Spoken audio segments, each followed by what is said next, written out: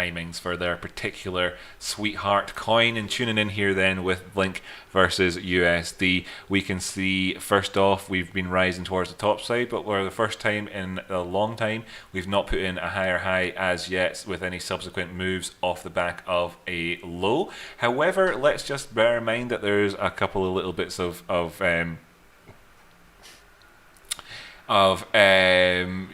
downs here, inflection points here that we've managed to stay above so far with these two lows. So far we've not managed to turn that trend around. Now if we do turn this trend around, things would start to look a little bit kind of tasty in terms of a potential move down the way. You can see here that we came towards the top side and put in this shoulder, this head, and then this shoulder. So this would be around about where your neck is, and that gives us that opportunity to put in that line sloping up the way. And I'm sure the drawings before will give us one of them anyway. And as you can see, there's a parallel channel in the background there. So there's also a Fibonacci retracement. I suppose I could, use this now and then hide it off the screen so you don't get too distracted. Essentially, looking down the way, if we do break outside of the parallel channel, I'd be looking as a target towards this 1033 where the golden pocket was, or 1040.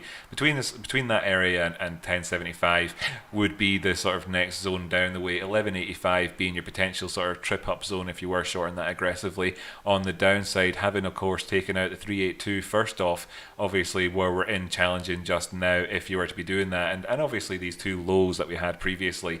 Now in terms of this downward, slightly downward trend, which isn't, because it's not lower, we can't look for divergence. In terms of the upward trend, we didn't have divergence coming into this zone just here. You could say that there's hidden bullish divergence if you wanted to, in terms of this lower neckline point of this head and shoulders here at the right hand shoulder, and that low where it was actually higher than the previous low, whilst being of course visibly lower on the MACD down below. So there's that to be considered. Of course, the same sort of structure on the RSI as well, so that gives you a nice failure point.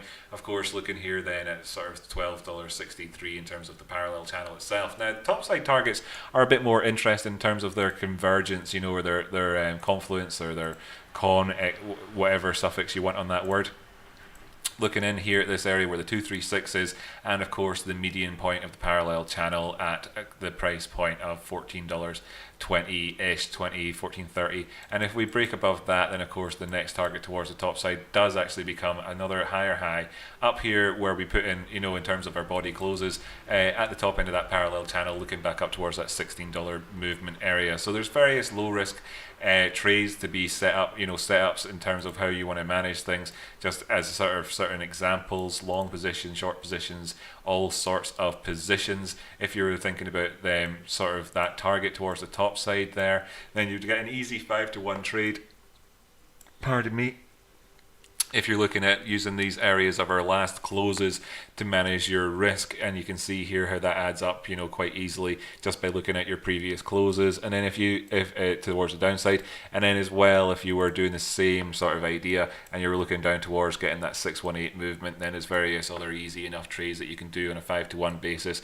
in terms of coming back up and not managing to supersede the line dictating where the parallel channel was and reclaim those lower areas. Then of course you'd be looking at something along those sorts of lines there, perhaps, potentially, just as a couple of ideas out there. And I'm not a financial advisor, this financial advice, it doesn't come anywhere near constituting that.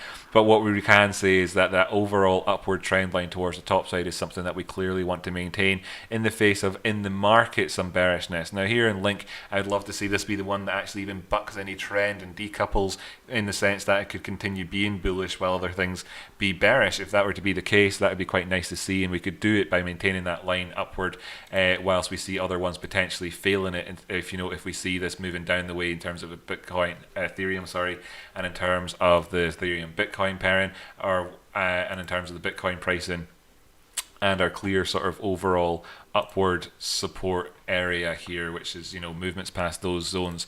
If that were to happen elsewhere, I'd like to see Chainlink being able to be the beneficiary of having had a degree of recourse being taken by the bears previously, and a degree of reconciliation perhaps coming into the markets when we look at the overall movements down the way that we had when we revisited the 618 from the lows up towards the highs before coming down the way.